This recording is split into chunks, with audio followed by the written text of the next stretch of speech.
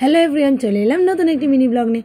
Sunday ছিল, আমাদের একটা বার্থডে পার্টি ইনভাইট দুপুরবেলা ছিল। এটা হচ্ছে আমার পিস্তা দিদির মেয়ের জন্মদিন। তারপর দেখো এখানে ছাদের মধ্যে ডেকোরেশন করা হয়েছে, এখন কেক কাটা হবে। এগুলো হচ্ছে আমাদের পাড়ার সব ভাইয়ের বন্ধুরা।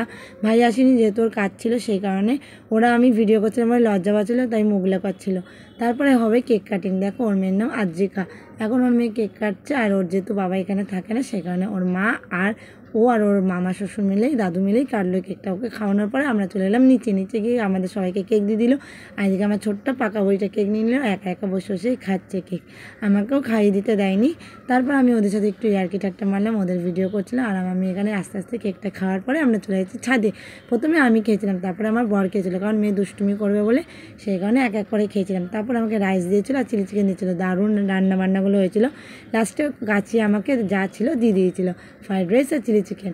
তার সাথে ছিল কাঁচা আমের চাটনি, গরমকালে চাটনি খেতে দারুণ লাগে। তার সাথে ছিল ব্যাডমিন্টন পাঁপড়। তারপরে ছিল লাস্ট পাতে ছিল আইসক্রিমটা ছিল কর্নাটো আইসক্রিম। খাওয়া দাওয়ার পরে সবাই মিলে একটু বসে নিচে গল্প টল্প করলাম। তারপর গল্প টল্প হয়ে যাওয়ার পরে আমরা বাড়ি চলে এলাম। তখন প্রায় সন্ধে হয়ে গেছিলো। ট্রেনে করে আমরা বেলঘরিয়া থেকে বিধাননগর চলে এসেছিলাম।